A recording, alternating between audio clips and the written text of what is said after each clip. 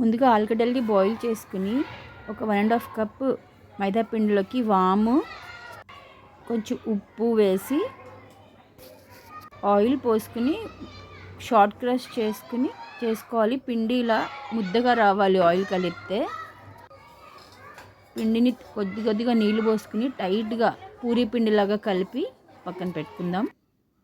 ఇప్పుడు బాణల్లో నూనె పోసి అందులో జీలకర్ర పొడి, గరం మసాలా, ధనియాల పొడి, ఉప్పు, కారం,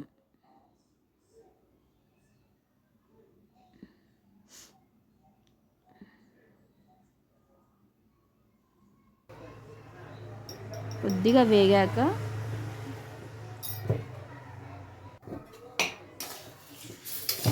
మెదిపి పెట్టుకున్న ఆలుగడ్డ ముద్దని అందులో వేసేసేయాలి. మరీ మెత్తగా మెత్తకూడదు, కొంచెం ముక్కగా కొంచెం మెత్తగా మెదుపుకోవాలి ఆలుగడ్డ.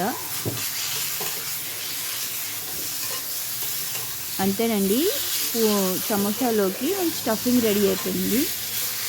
పెద్దగా కూరలాగా ఉండేది ఏముండదు.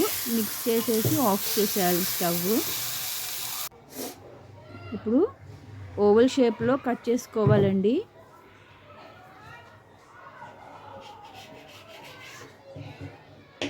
రౌండ్గా కట్ చేయకూడదు, ఓవల్ షేప్లో కట్ చేసి అంచున వాటర్తో తడిపి కూర అందులో పెట్టి ఇలాగా చూపిస్తున్న విధంగా చేస్తే సమోసా రెడీ అవుతుంది.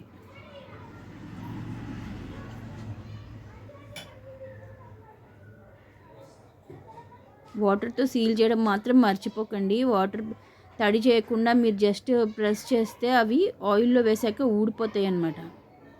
సో కంపల్సరీ వాటర్తో సీల్ చేసి లాక్ చేయాలన్నమాట, లేదంటే అవి విడిపోతాయి. అన్నీ ఇలానే రెడీ చేసేసుకుని ఆయిల్ హీట్ చాలా తక్కువ ఉండాలండి. సిమ్లో పెట్టి ఆయిల్ ఎక్కువ హీట్ అవ్వకుండా చూసుకోవాలన్నమాట. నెక్స్ట్ వాయికి కూడా ఎక్కువ హీట్ అవుతుంటే స్టవ్ ఆఫ్ చేసేసి లేదా మళ్ళీ అంటించుకుని తగ్గించి కొంచెం పెంచుకోవాలి. మళ్ళీ అలాగనే ఫ్రై చేయాలి.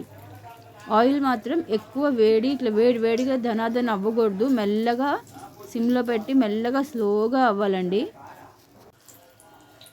అన్నీ అలానే ఫ్రై చేసేసుకుని తీసేసుకున్నాను. మన సమోసాలు ఈరోజు ఛాయా వంటింట్లో సమోసాలు రెడీ అయిపోయాయి. మీకు ఇంకా క్లియర్గా చూడాలంటే లాంగ్ వీడియో మన ఛానల్లో ఉంటుంది, మీరు చూడొచ్చు.